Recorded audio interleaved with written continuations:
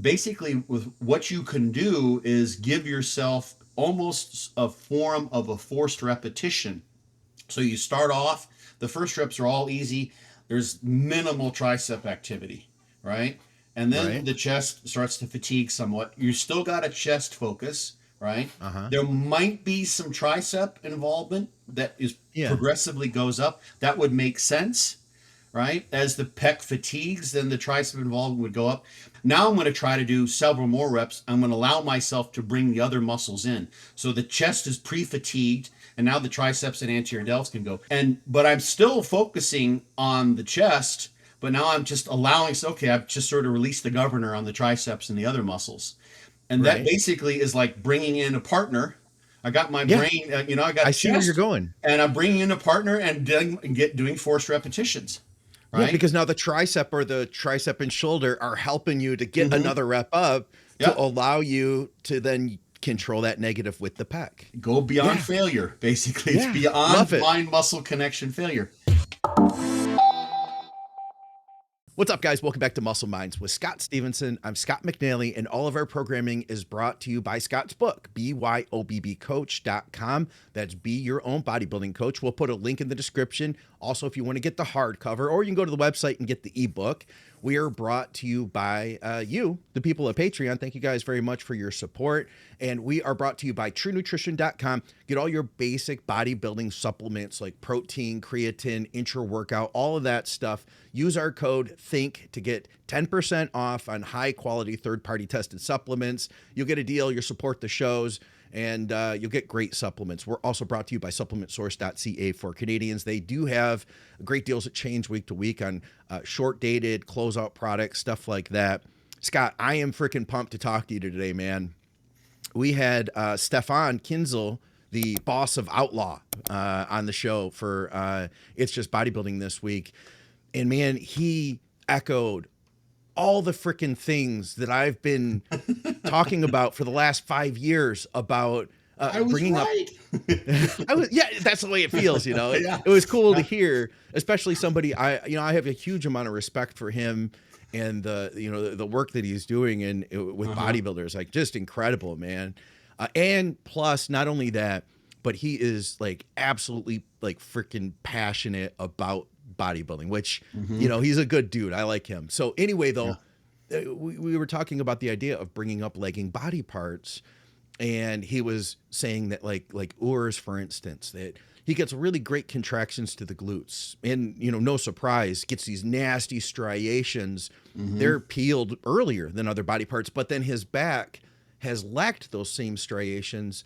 And it's not because he's not training his back often enough. You know what I mean? It's not because he Mm-hmm. wasn't doing the right exercises. It had to do with activation. And the first thing that I hear from people, they tell me like, well, what's the split? What split should I do? Right. And then the next thing is like, well, what exercises are like the exercise? And it's beyond that, man. It's how are you activating the muscle? You've heard me saying this, like that's my spiel now. Mm-hmm. And it was so rewarding to hear him saying those exact same things. So I guess the topic is really what the connection you get to the muscle, the activation versus exercise selection. Is that how we would put that? Yeah. It's funny. Like I just as you were talking, I was imagining like you could go into a restaurant, and you order a sandwich. That's like it's just Okay. not right, right? And you hand it back, and they just go put more of the same shit on it that doesn't taste good. Yeah. It's still a shit sandwich, right? You just keep doing more, or eat more quickly. It still tastes bad. You Yeah. keep doing the things that aren't right for muscle growth in terms of exercise selection, or having a good mind muscle connection, activating the muscle. It's a skill set without a doubt, learning how to activate the muscle. Then you're just going to get more. You're going to, like Ronnie used to say, keep doing what you've been doing to getting what you've been getting, right? Yeah. Yeah. And you won't end up growing. So yeah, that's the topic keeps on coming up. I've got a whole talk on it's called mind muscle mastery I've given. And like at one end of the spectrum, we have the notion, for instance, of neuromechanical matching, that certain muscles simply will only be activated when they have the appropriate leverage to do so during the course of the range of motion of certain exercises. So don't even bother, right? Okay. And if and also then if you have a loading curve that doesn't match the strength curve of that muscle, this is like pretty important, really. This is how you can tell, my experience, if a machine or an exercise matches or feels good. You can just tell that feels good. I just Yeah. saw a video, which is a consult on this yesterday, and I saw a video. Roman Fritz did a video showing his chest training, and he Okay. demonstrated how he does. Sorry, I'm sweating so much. It's been hot as hell in the house here. How he Scott does tells me he dumbbell. sets his. What do you set your AC to? 80? What'd you say? It It was was 80. 82. Yeah, I said it Yeah. 82. Yeah. Whew. I leave the door. That was the door's right here. So leave the door open for the dogs to come in and out, and that was Ah. part of it. And yeah, I don't want to try to cool it. AC would totally get overheated. But so he does and people can find this video. It's all in German, but it's on his sponsor's channel. And he doesn't do a full. He doesn't come to the center on his chest presses. He stays out wide, and he stays out wide. Literally, he's almost pressing outwardly like this, Huh. Okay. because that maintains tension. Just to keep it simple here, without getting into the biomechanical weeds, maintains tension on the pecs. Once you get to Yeah. here, and you're just there's nothing you can literally. You're just holding. You've got a lot of the force is just compressing your elbow joint. Assuming you have a rotator cuff that's doing what it's supposed to do, you're holding your shoulder joint in place, but you don't have pec tension. And when you go out here, you do. So Okay. instead of doing full range of motion like this and going to a lockout, Roman's been training for a hot minute here. He knows he knows from feel what a full rep is, given how he's executing this style of doing dumbbell incline presses. And he just goes to here, and he goes and he does them like that, and he stays out very, very wide. Okay. I Yeah. did that years and years and years ago too. He was using the 30 kilogram dumbbells. So he's like using, like, eventually he went up, he was around 70 pounds.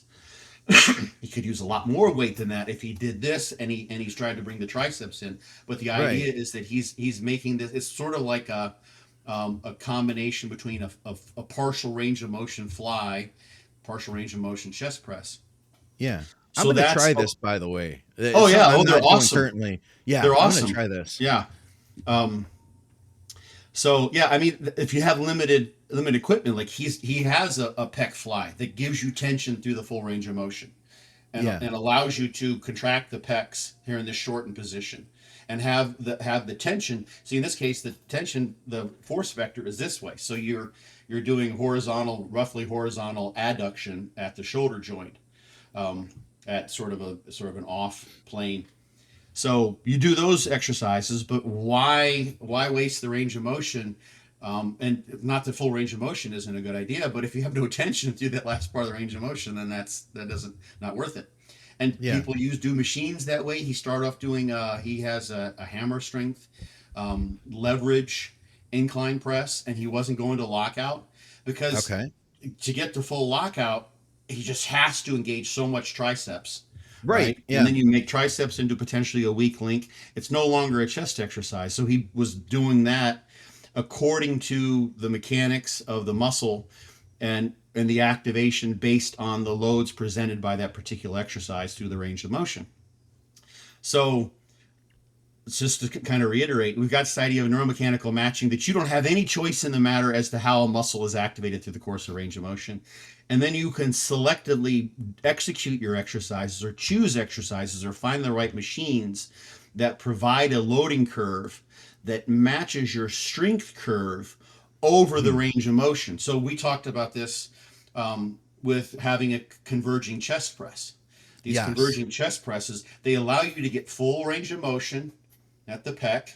So because you converge, if you just went here, then you'd be missing this part of the range of motion, right? Okay. And the really good ones, sometimes they're set up on a cam, or they're constructed such that it matches your strength curve here and doesn't get super hard at the end where you have to start engaging your triceps, Yeah. right? in order to finish that. It allows you to have a good mind muscle connection, drive with the pecs so far, and get a full range of motion with the pecs where you have contraction with the pecs and the exercise is executed predominantly with the pecs as the prime mover.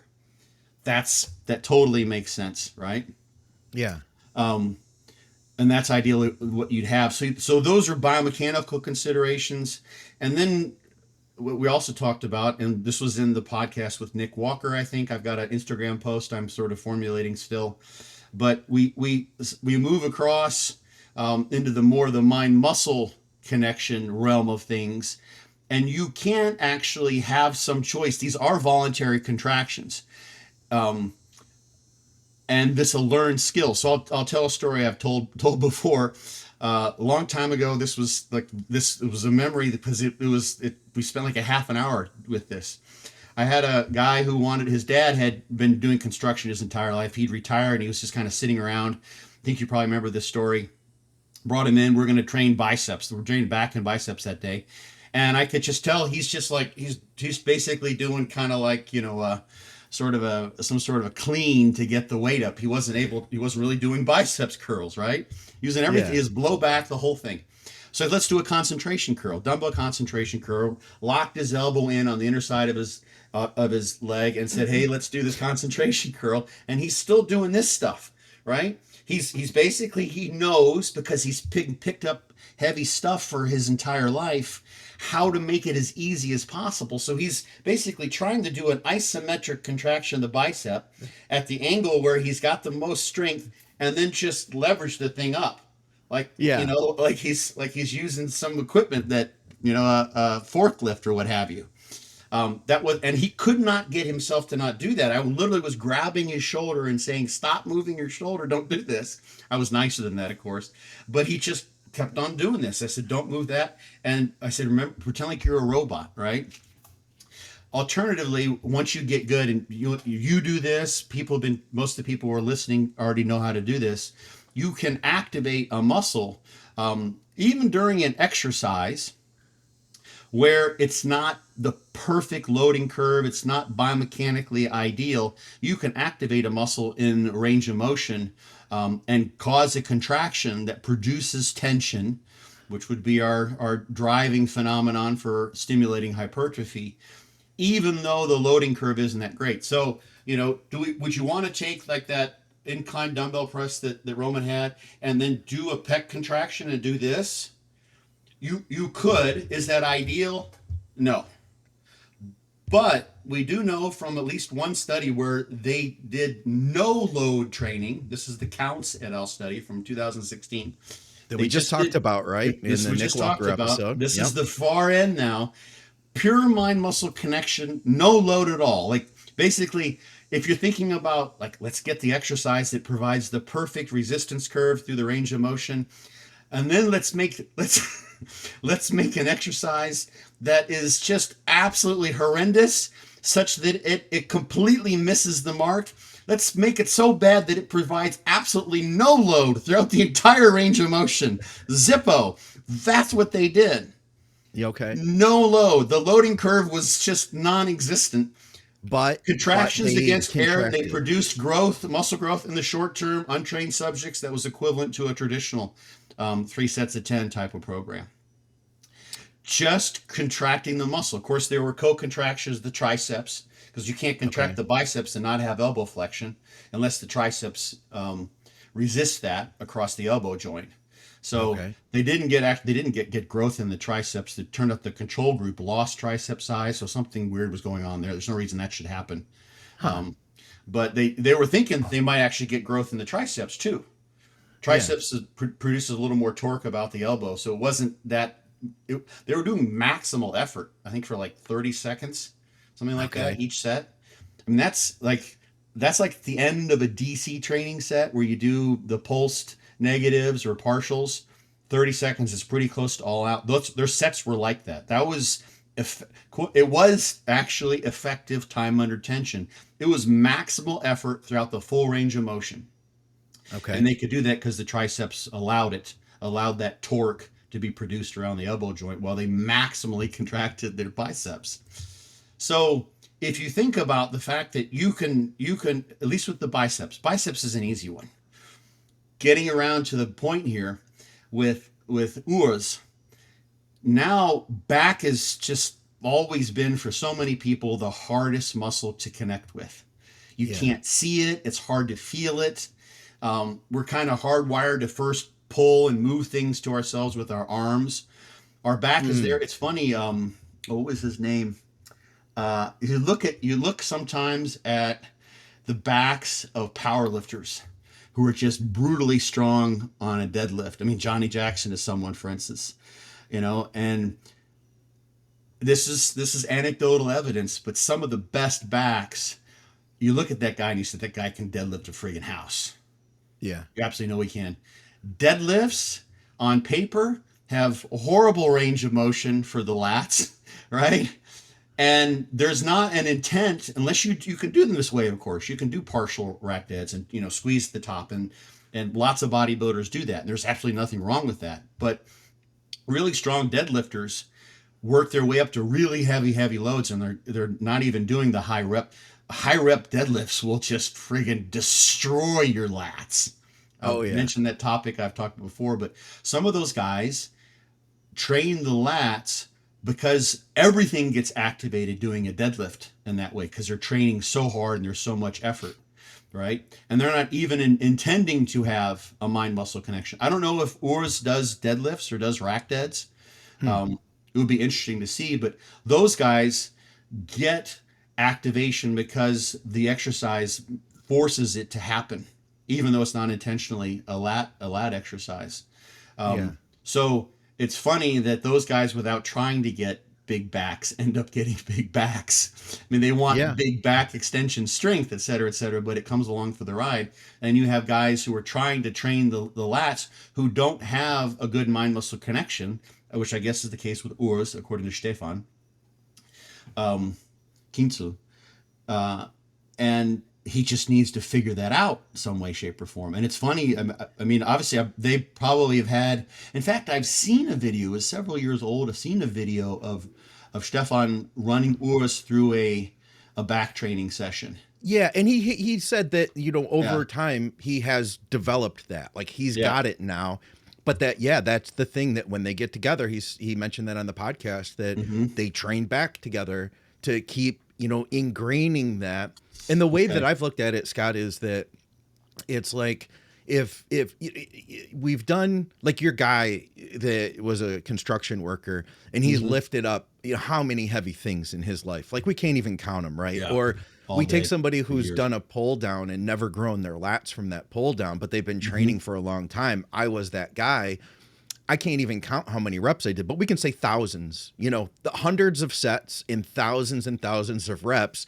It's like if we were walking through the woods, I would have worn a path through that woods. And every time Yeah. that we walk in the woods, guess what I'm going to do? I'm going to go to the path because that's what I do. It's just the Mm-hmm. easiest way to get from point A to point B. But I think what we're talking about to retrain that, it's like creating, I'm not saying this from a scientific point of view, but I imagine that we're creating like a new neural pathway in our Mm-hmm. brain to do something different than we always have. And as a result, it's going to be the equivalent of not walking on that path, but instead taking, like, we have to move sticks out of the way and the grass is long. But if we do it next week, it'll be a little bit easier. And the Mm-hmm. next week, it'll be a little, or next workout, it'll be a little bit easier, and eventually we'll wear that new path in. You know what I'm saying? And that's what I think that Urs has done now, is worn that new path in. But it's a matter of time, is what it comes down to. Mm-hmm. Yeah, there's a saying in neuroscience, so it's sort of a layperson saying, but the neurons that fire together wire together, Huh. right? Okay. So that's how neural pathways develop, and they're the things that that's basically how like our perceptions, our misconceptions of reality come into being. We're used to seeing certain things, perceiving certain things, and then we create stereotypes and we have common perceptions. So from a developmental perspective, we talked innumerable times now about your calves, right? You just tended to Yeah. walk for whatever reason on your calves, and now your calves are so they developed in that way, but also neurologically, they're really that you just use them on pressing movements. You stand up on them when you're doing side laterals, all these Yeah. sorts of things. I think Shrugs. Yesterday I'm doing shrugs and I could feel myself going up on my toes, yeah, you know? right. You have all this neural outflow, and it's spillover basically is the term that's used sometimes. And you've got so much drive to try to lift the weight up that your calves get activated. Like the neural pathways say, "Oh, we're going up. Let's activate the calves so we can get higher." Right? It just Yeah, happens yeah. automatically.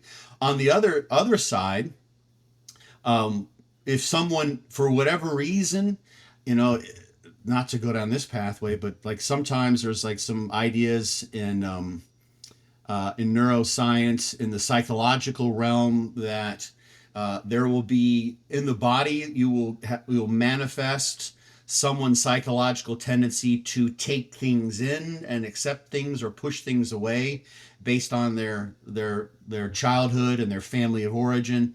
So if you see someone, I know someone who would maybe at one point looked at these pieces to try to understand someone's psychological makeup. If you see someone who's got a lot of really strong triceps naturally or well developed, they are used to pushing things away. And you can imagine, kids who are like, get away from me, push away, like pushing the world away from them. Huh. That's extension types of things, right? Yeah. So I'm not trying to do a armchair psychoanalysis of Urs, but the way in which probably biomechanically your best advantage or the things that you do growing up, like who knows? I say this now, my lats, like most muscles, have been torn, but back was always a strength for me, and I was a Okay. swimmer, right? Chest Mm. was always a weakness for me. We didn't hardly ever we did push-ups like once in a blue moon with swimming, but I didn't do any until I started training, but I started swimming at a very young age. Lots of lat exercises. I always connect easily with the lats. For me, wasn't Hmm. a problem. I grew up and training those motor pathways. There's a neuroplasticity that is available. You see this with like language learning, of course. Kids don't even have to. You take a 5-year-old and plop them into a new culture with a new language, and they're up to speed in a year with the Yeah. 6-year-olds. You take, a 45-year-old, plop them into that culture. They never get up to speed with a native speaker. They never quite get there. Many times is they just don't even start. That's Hmm. a function. It's various things, but part of it's neuroplasticity. It's harder to learn things the older you get. So Yeah. what I imagine Stefan and Urs are trying to overcome there to some degree is the fact that Urs has maybe been training his back using his arms and his posterior delt and his teres major instead of using his lats. And now they're rewiring those things. So that involves both learning how to activate the lats better, as well as deactivate the other muscles that he's used to pulling Yeah. with, Yeah. right? And that was So, another point he made too, is that mhm, those other muscles are going to want to, and you feel that those other muscles want to take over and let the weak muscle continue staying weak, you know? mhm. Yeah, there's a Nico, I can't remember his last name. It's a young up and coming German bodybuilder, Okay. and there's a video of him training back. I wish I could remember his last name. The German listeners will know what I'm talking about probably. Yeah. Comment, guys. Comment for us. Let us Yeah, know who he's talking about. and they're showing he doesn't have good shoulder girdle flexibility, but there's a video of him training back, and his delts are friggin' gigantic, and he's Yeah. trying to do a lat pull down, and they're trying to teach him how to use his back, and he's just going like this. He's like going like that, and like literally like this. You can tell Oh, because he can't do that. He just can't yeah. get there, and he pulls with his posterior delts, and he's so strong when they. I can't remember the numbers. Like he's doing the stack like this on a Yeah. lat pull. Okay. He's a Wow. beast. But when they actually got him to engage his lats and try to turn off his posterior, he's using like 30 pounds or like 3 plates, something like that, right? So maybe Yeah. 60 pounds, 66 pounds. Yeah. Hey, So and the same can be true in our pressing with those shoulders, right? Like how many absolutely. people start out with, their first big body part that pops out for them is those delts, but then the chest is still concave. They're a That's I delt think like pusher. a Yep. super common like early Hmm. level of development look that you see in people, Yeah. So all those things kind of need to be rewired, and you can do that. There's actually a study where they were able to ask people to turn. For instance, it's not quite the same, but turn off the traps and doing a side lateral type of movement and just use the delts, and people can do that if you ask them to. And there's two studies that I've talked about several times where they have people doing bench pressing, and they look at EMG across loads up to about 80% of a 1 rep max, and they Yeah. can selectively push more and activate the triceps versus the pecs up until you get really heavy. When you get to Okay. 80%, then you have to start activating both those muscles. It's probably difficult neurologically to activate one or the other. Also, the weight's so heavy, you have to kind of call in all the muscles that are available because it's based on a 1 rep max where you're using everything you can activate. So you're just Yeah. converging on a combined strategy of activating both pecs and triceps. But at lighter loads, and this is maybe what Stefan's doing with Urs, you can have preferential activation of the triceps, for instance, versus the pecs. The musculature is a little more complex in the Mm-hmm. back versus the posterior delt. I haven't seen a study where they looked at posterior delt. Um, no, that didn't really that yeah that was just kind of a bizarre study. I don't want to bring that one into play. Um, but if you got more posterior delt or teres or whatever activation and you're not pulling with the lats, you're going to have to learn how to deactivate those. And you can do that. It's totally doable. Touch Yeah. training, like that can work for some people. Like touch, I mean, I was doing this to myself the other day. Since my hip surgery, I still have numbness on my lateral quad on both sides. Okay. That's a side effect that supposedly usually goes away in a year, but it's still there for me. And my vastus lateralis um, is not is it's specifically selectively atrophying. It's getting smaller. I'm still training Oh wow. legs, but I can Yeah. just see that the overall shape amongst all the tears is morphing as the lateralis gets even smaller. Mm. But what I do when I do my occlusion stretches, so I get pull one ankle back, and I'm stretching the quad, and extending my hip out, so I'm getting the rectus femoris stretch, and then I contract the quad. And this is how occlusion stretches happen in fortitude training. Um, you do like an occlusion stretch for your lat. You grab something at the angle which you want, where you can then pull the lat into a stretch and contract it, and you can contract it where you want to in a stretched position, right? Okay. So, I could have a solid something like a bar on a frame of a machine or something like that, and I could pull and I could see I'm going to try to make this a middle back effort for me, or I could make it more of a low Mm. back effort, and I probably would grab higher and do that. When I Okay. was doing my quad stretch, for instance, I'm intentionally trying to activate the lateralis, and what I was doing, this was just yesterday, I'm in that stretch position and I was tapping um, on the muscle. And there's Yeah. like a study with cats. There's reflex arcs that come back because obviously I can tell where I'm pressing, although it is still numb. I can tell where I'm pressing. There's sensory arcs that then feedback. Potentially, this is sort of secondary evidence, but potentially to the motor neurons that then feed the muscle underlying the skin. So there's some Okay. neural circuitry that you can tap into. And of course, you're actually pressing on the muscle too when you're doing that. So this is basically just simply biofeedback.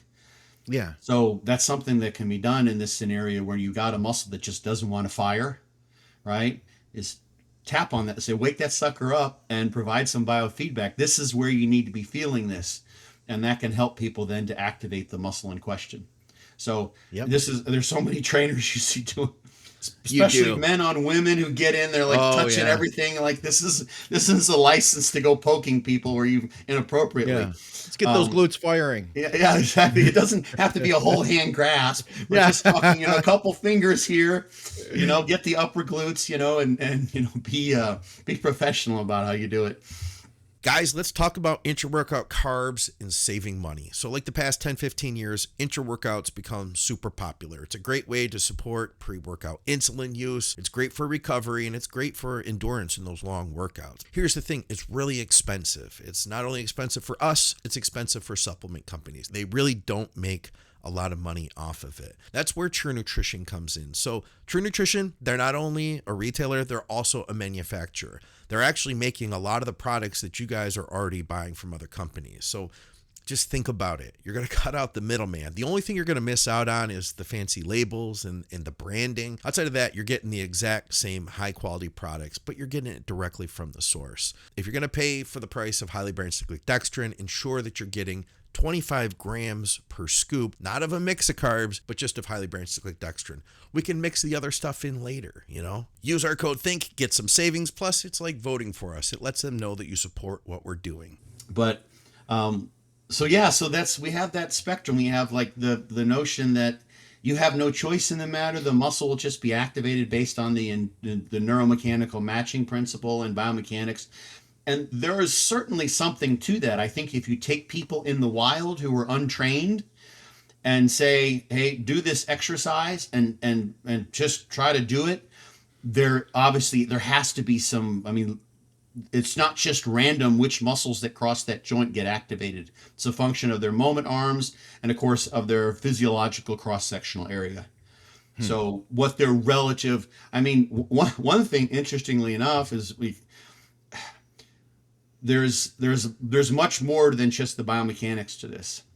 We have the relative size of the muscle, so the physiological cross-sectional area. If you've got a really big muscle and a really small muscle, you may say, well, the smarter move is to use the really big muscle, unless maybe that really small muscle at lower, and typically at those lower force levels, the day-to-day activity, that really small muscle has lots of type 1 fibers in it. It's very endurance oriented.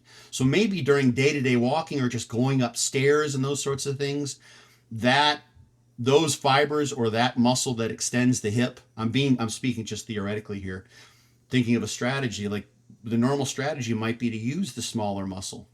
Actually, interestingly enough, in rats, I've never seen this in humans, but in rats, in the calf, there's a section of the gastrocnemius, the big calf muscle you have, right?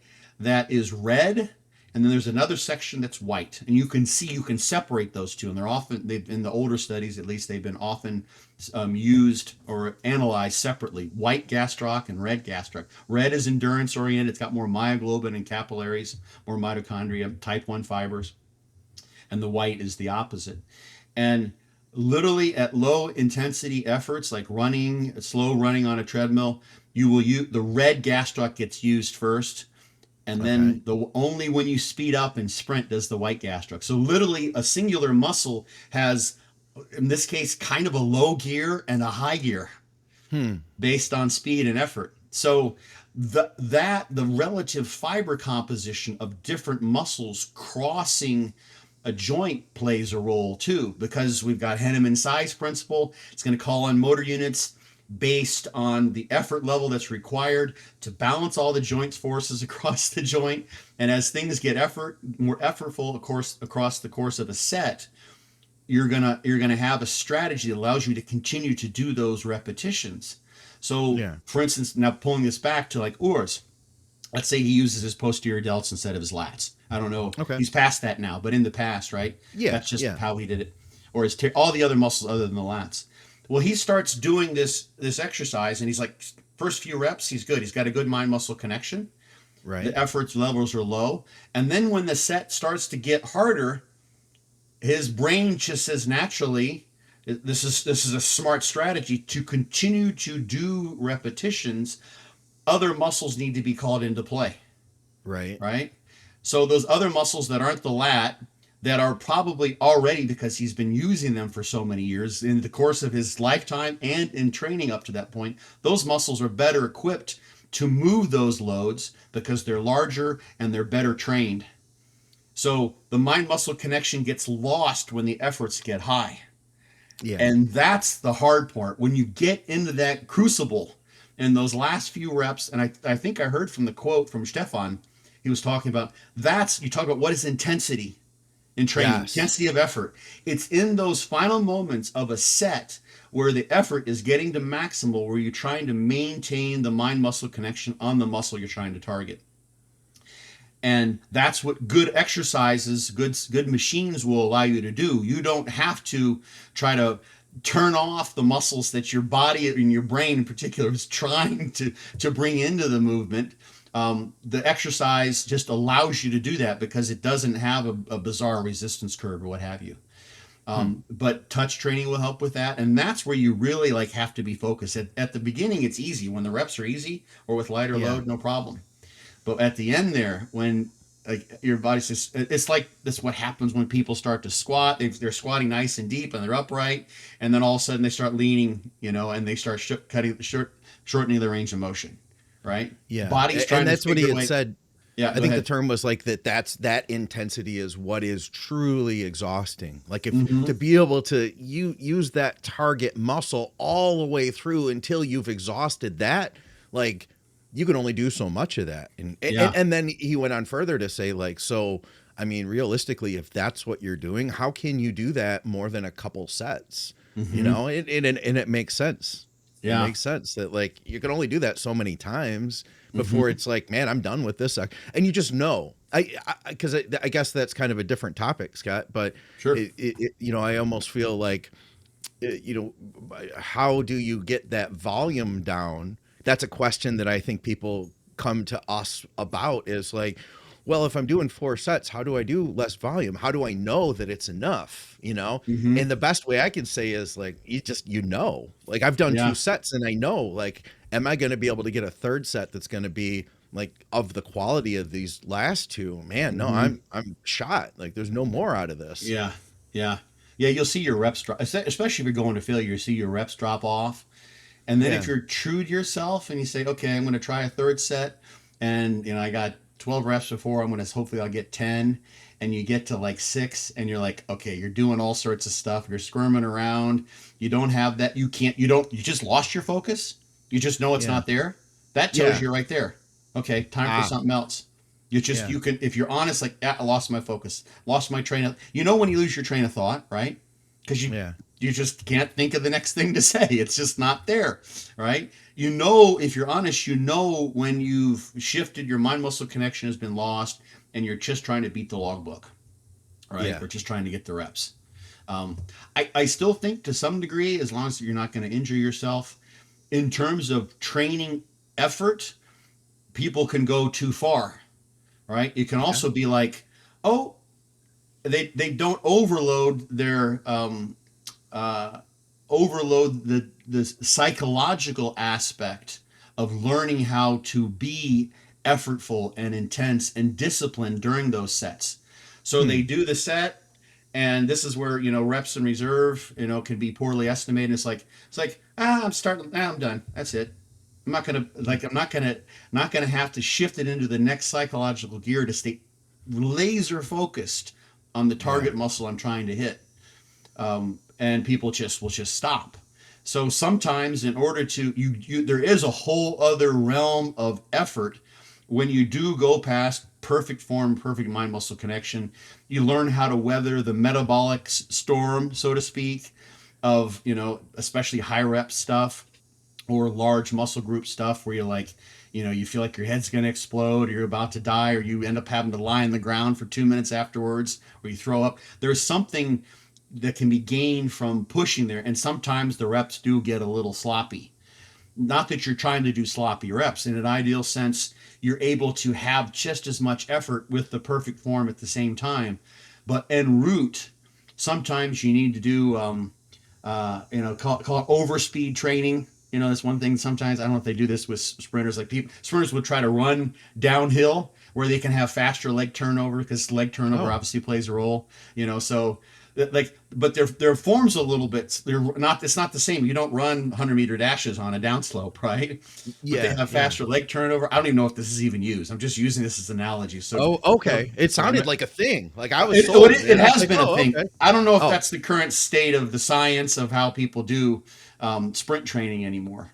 okay. Right? They also can get parachutes, that Yeah. will that slow you down. So you have to work on your leg drive. There's all sorts of things, but the idea would be then, if you really learn how to just push hard in general, despite the fact that your mind muscle connection might not be perfect, there's something to be gained there in terms of mental resilience. As long as you remember that the idea is to hit the target muscle, not to just to drive, unless you just want to drive yourself into oblivion and just destroy yourself. Some people, that's kind of why they go into the gym, is for the therapeutic side, so to speak, and they don't care Yeah, so much there's about it. that. But That's for a different oars thing. and for a weak muscle group, I think it makes sense. Like if you, let's say quads are your weak muscle group and you're using squats, Hmm. and you're just doing sloppy, heavy ass, partial range of motion squats, and you've been doing it for years and you're not going anywhere, your quads aren't increasing. Gotta probably try. You're training yourself into absolute oblivion. You're throwing up after squat workouts. You're using just massive poundages, but you don't have the right exercise. You don't have the right mind muscle connection with this approach to target your quads. Yeah. Then that's an extreme example of kind of pissing in the wind. That would be a case where someone could go, okay, that's not working for me. Let's go to the other side. Try to choose exercises where I can't pull my lower back into it. I'm going to do some compound exercises. Maybe I get on a hip sled, or I start doing unilateral stuff or what have you, and then focus on the mind muscle connection, focus on full range of motion, find the right loading curve for the exercise you choose, etc. But anyway, my point was, don't take it too far and just like say, if I have the slightest inkling of a thought that maybe I'm losing my mind muscle connection, oh, the set's done. It's like, no, Yeah. that's the effortful part where you have to sort of overcome that little sorry, in German the word is Schweinehund, that little piglet in the back of your mind that says, oh, just give up, buddy. Just Yeah. stop it. Yeah. Yeah. Yeah. And Um, I think that's maybe kind of part of the fear of anybody who would be against the idea of really trying to focus on that target muscle, because it would be so easy for somebody to say like, "Oh, I lost the connection. I'm done." mhm. And they don't fight for it. Yeah. I'll take it a step further too though, Scott. I remember something I learned from Big Dave Smith in the chest Mhm. press was, one of my issues with that movement was not going deep enough. And Mhm. at a certain depth, as those elbows get low enough, I'm no longer able to recruit the triceps and the shoulders the way I can when everything's kind of pushed further up. So his thought to me was that you want to activate begin the exercise with that target muscle, Absolutely. knowing that the shoulders, the triceps are going to get recruited as you are pushing up, and from there you can kind of like not build momentum, but kind of add drive into it, Mhm. controlled drive into it as everything does get into that stronger, less vulnerable position. But also, so his thought was like, well, you are doing a compound movement. So you are going to use the shoulders and the triceps and the chest press, even if you're trying to target the chest. But Mhm. if you focus on that target muscle first, activate that target muscle first, and that's what I then there's an element of like being able to have, what's the word I'm looking for, like having faith then, you know what I mean, that Yeah. my body is going to do what I need it to do, I Right. guess. And I kind of applied that to my back training as well with that lat pull down, Uh because huh. I can't just only perfectly isolate just the lat, but I Right. can try to focus on the lat, but at the end of the day everything else is going to get worked too, I guess. There's an art and a science to it, I think, right? Okay. And Yeah. initiating the movement with the target muscle, like Dave had said, and like you just said, absolutely, and can continue to do that. Like if you paralyzed your triceps, right, and you try to do a chest press like that, you just drop the dumbbells on your head. It wouldn't be Yeah, good, or they'd yeah. fall way out, or like, yeah. I mean, you have to. It has to be some arm engagement, right, to some degree. Yeah. But also throughout the movement too, and this is sort of a next level to having like the appropriate mind muscle connection throughout the movement, is you're doing the chest press, your focus is still on the chest, it's still pecs. I mean, this is why Roman's way of doing things is really kind of brilliant, because you just avoid the range of motion where it could get iffy. The range of motion isn't as what was brought up in Max Matson brought this up in a reaction video. It's like some people are going to end up, they're going to be doing reps like this, right? And they're going to call those reps because it's Yeah. just too Right. short. Roman is honest. He's been doing this. He's not going to short. He's going to get full range of motion, and he'll push through to that same range of motion like a machine, like a piston. Same rep. First rep looks like the last rep, but there Yeah. is something to say basically with what you can do is give yourself almost a form of a forced repetition. So you start off, the first reps are all easy. there's minimal tricep activity, right? And then Right. the chest starts to fatigue somewhat. You still got a chest focus, right? Uh-huh. There might be some tricep involvement that is Yeah. progressively goes up. That would make sense, right? As the pec fatigues, then the tricep involvement would go up. And you could eventually get to the point where now it becomes more of a tricep movement because the chest is so fatigued. So Uh-huh. this is the art is Uh-huh. is as you continue towards failure, you get to this point where it's like, okay, I'm no longer doing these repetitions with my chest. This is becoming a tricep press. Right. And the ability to do that actually is amplified if you've done a good job of leaving the triceps out during the first part of the set because now they're fresh, right? Yeah. So now you could and I'll tell you a strategy, something I do just to shorten training times, this sort of thing. I do this a lot. It's kind of people could try this at home just for shits and grins. I will do sets where I do a perfect mind muscle connection. I'm training. This is all an internal focus, right? And then I end the set there, and then I say, now I'm going to mechanically, it seems the same. Now I'm going to allow myself, I will transition. If you're log booking, that would be the end of the set. I got 11 reps or whatever, right? Yeah. Now I'll transition. Now I'm going to try to do several more reps. I'm going to allow myself to bring the other muscles in. So the chest is pre-fatigued, and now the triceps and anterior delts can go. And now I can get maybe half as many reps sometimes when I do that. Depends on the exercise and the day and how far I'm in the workout, right? Um, Okay. but I'm still focusing on the chest, but now I'm just allowing. So okay, I've just sort of released the governor on the triceps and the other muscles, and that Right. basically is like bringing in a partner. I got my Yeah. brain, I I got see where you're chest, going. and I'm bringing in a partner and doing forced repetitions, Yeah, right? because now the tricep or the tricep and shoulder are helping you to get Mm-hmm. another rep up to Yep. allow you to then control that negative with the pec.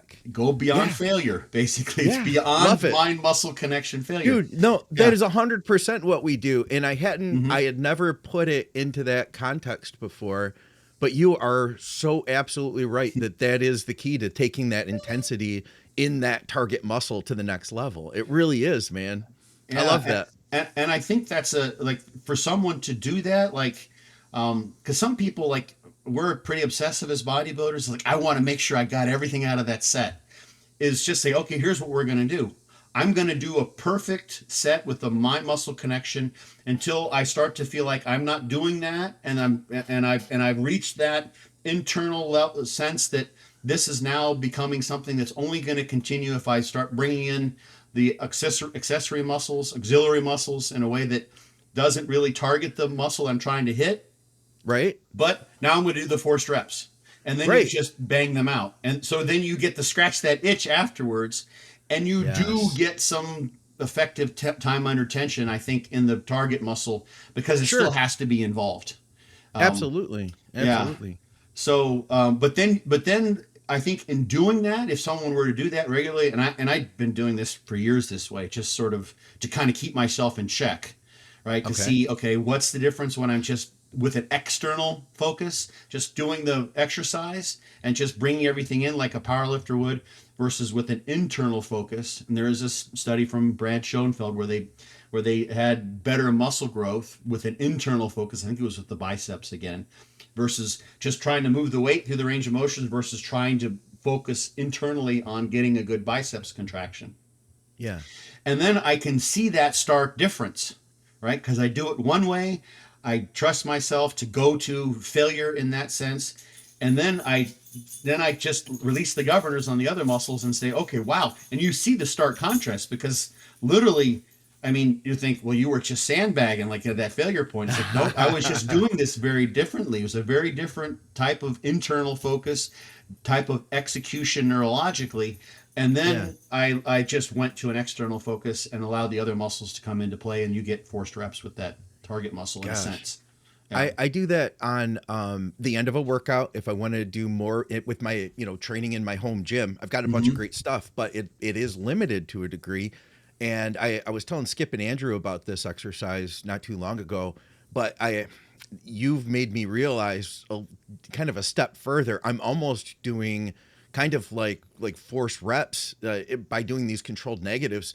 I'll put the shoulder saver pad on my straight bar on an incline. And I did this first with Shelby years back.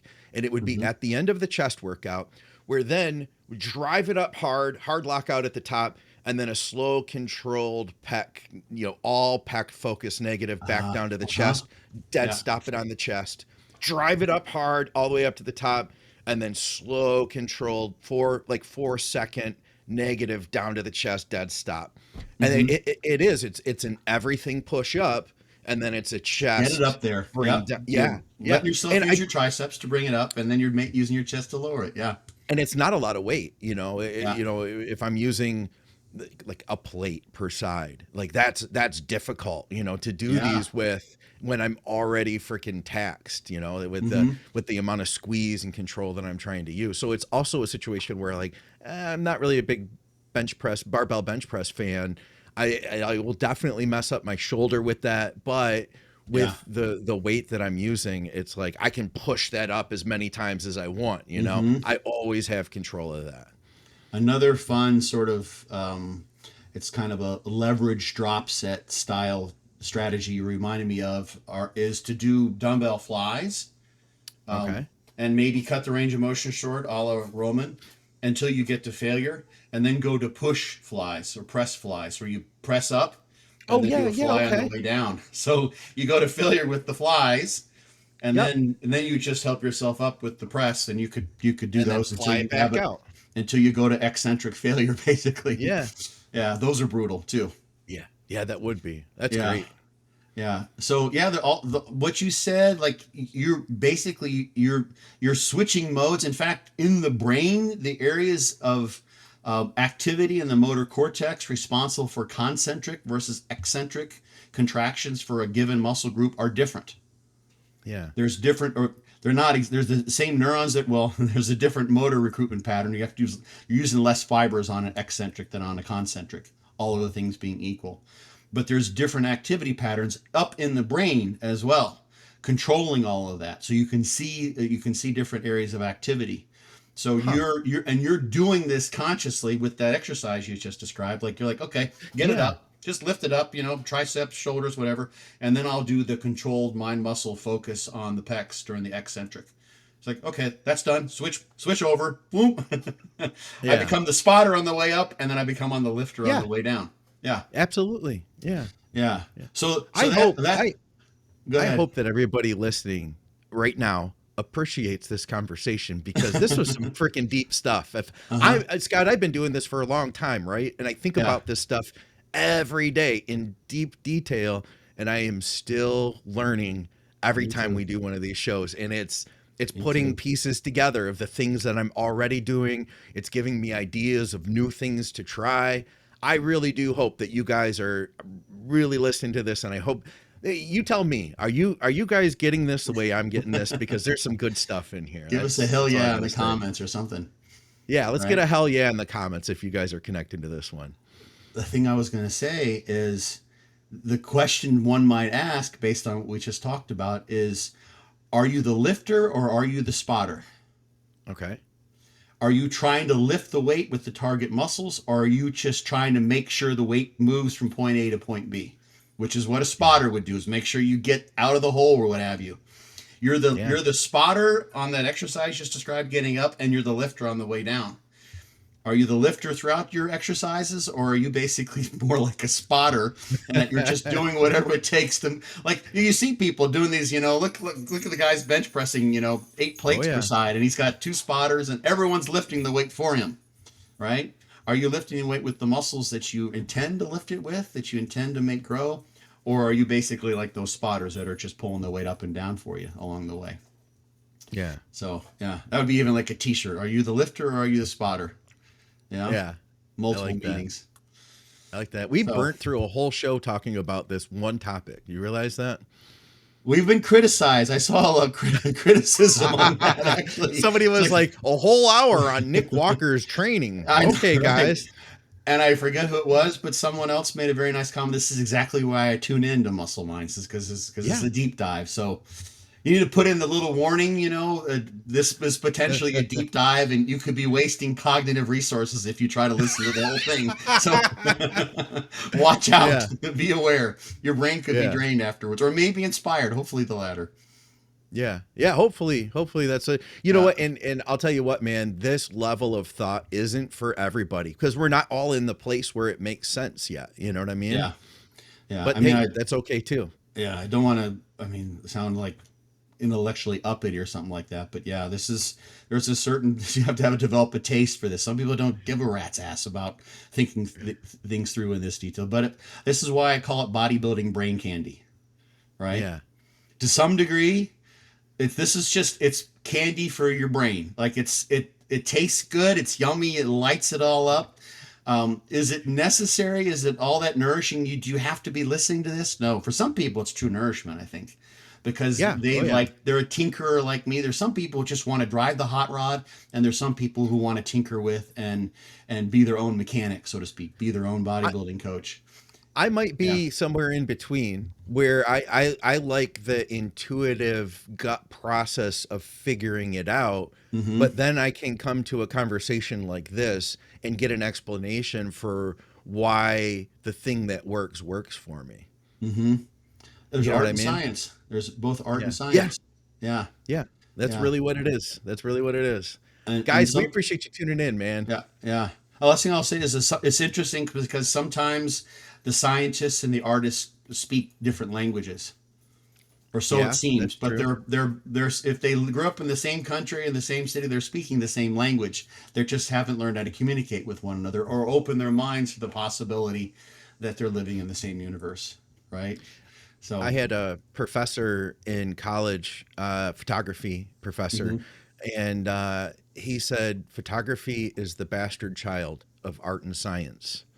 And it really is Yeah. because you're using math equations and exposures and chemical reactions, either chemical reactions from the light to the silver haloid crystal, not anymore. Hmm. Now we're hitting digital sensors. Right. Chemicals in the dark room, you can modulate those chemicals, the amount of time that something is left into a developer, all these things there, it's all using science to get to create something, to create this piece of art, to Hmm. communicate something. And man, I've always thought, Scott, that we do the exact same thing in bodybuilding, be it in the gym, be it in our nutrition, be it with PEDs. Like all of this stuff is the bastard child of art and science. It really Hmm. is. Yeah. Robert Piercy wrote the book Zen and the Art of Motorcycle Maintenance.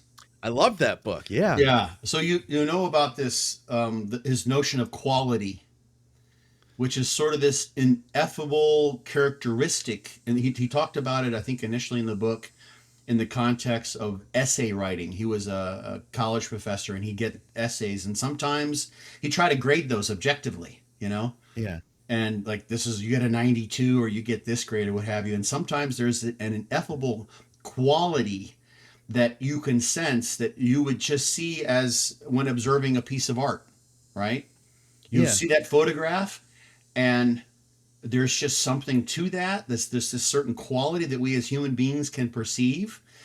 And I see it now, for instance, in at least at this point, in some of the things that are AI generated. You see letters. There's just a sort of a generic quality, although it's grammatically correct. It sounds right. It seems right, but there's just a quality that's missing. It's lacking in personality in some way, shape, or form, Yeah. right? And sorry, we're getting all philosophical here now, but bodybuilding is like you could figure out. You don't have to have read through this science to figure out the things we're talking about. You don't need to know about No. brain activity during concentric and eccentric.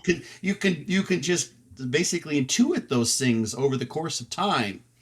Like one of the Yeah. things Roman mentioned that is that he has figured out because he's been very meticulous with looking at what works and what doesn't work is that he benefits more from higher reps when it comes to chest and delt training. Okay. It's not the only Okay. person but that's what works for him, right? That Yeah. runs counter to the idea that is being proffered based on some for various reasons that 5 to 8 reps is where you should start off with. Well, that's a good starting point. I don't think anyone's saying like that's all that would work, but Roman figured out what worked through him because he's a bodybuilding artist, right? Yeah. Who Yeah. also keeps meticulous records and knows exactly what he's doing. So you could intuit all of those things and come to your own conclusions as a pure artist. But what I kind of find interesting is I have kind of an artist mindset, and I look into the science to try to see how that information flows into the way in which we perceive reality as bodybuilders. That this works and this doesn't Yes. work, you Yeah. know, and try not to cherry pick too much. I I, Yeah. I do pick studies, knowing this study suggests that this phenomenon, there's a reason for this phenomenon that people perceive works better than this. It's evidence that it does. It doesn't work for that way for everybody. No, but Yeah, yeah, you're also quick to point out the opposite too when that study I shows try to up and be. say, "Hey, you guys make the Yeah, decision at the end," which yeah, really frustrates our listeners sometimes. yeah. That's. I mean, that's the. I was listening to something this morning. It was a German, kind of a documentary, and like there's some evidence that's coming into being suggesting that some of Einstein's theories need to be revised or amended to Oh, some degree, right? okay. And the whole idea was that even at its very nature, we're never going to know how the universe actually works, and our theories are always going to have to be updated, et cetera. We keep on kind of approximating as best we can, given this basic premise that we actually are not living in some sort of an artificial simulation right now. We could all be living in a matrix that's just set up to make us to give us these fanciful notions that we can figure out how the universe works.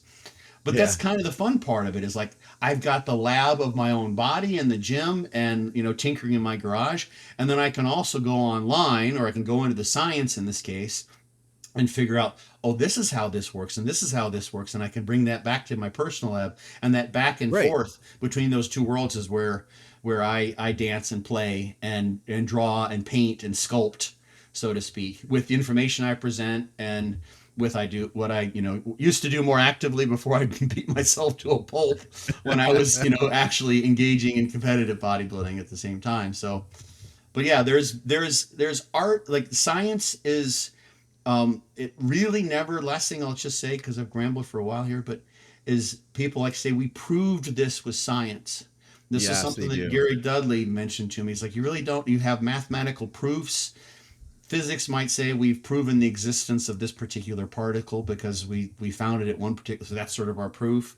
But otherwise, science is just approximating what may happen or what did happen, but it's not proving, it's just substantiating notions, or then refuting those hypotheses potentially. And that's the beauty of it, is like you're always in this state of like, I don't really know, but hopefully we're nearing some semblance of what we could call a truth. Yeah, yeah. Yeah. And it's only when I think people are honest with how they present the science that we can understand that, Yeah. versus I think the pack, which is a whole other topic, the whole sales package of follow the science, follow the evidence base. This is how you will know beyond a shadow of a doubt that this is exactly what you need to do. Here is the Mhm. formula and go, you know? Yeah, that's much more easy to sell than some of the Yeah. stuff we talk about. Yeah. It is. Guys, we Yeah. appreciate you tuning in. Thank you for being here. And like Scott said, give us a hell yeah if you Yeah. connected to this one and you figured something out, or you connected something you were already doing in the gym, and you're like, oh, that's exactly what's going on here. Let us know. Or if you found something new that you're going to give a try to. And definitely check out BYOBBcoach.com. That's Scott's book, or you can get the hardcover. I'll put the link in the description for that over at Amazon. And of course, supplementsource.ca for Canadians. Great deals that change week to week on closeouts and short dated products. TrueNutrition.com. Use our code THINK on all your basic bodybuilding supplements. You're going to need protein. Get it from True Nutrition. Use our code THINK to get 10% off and to support our programming.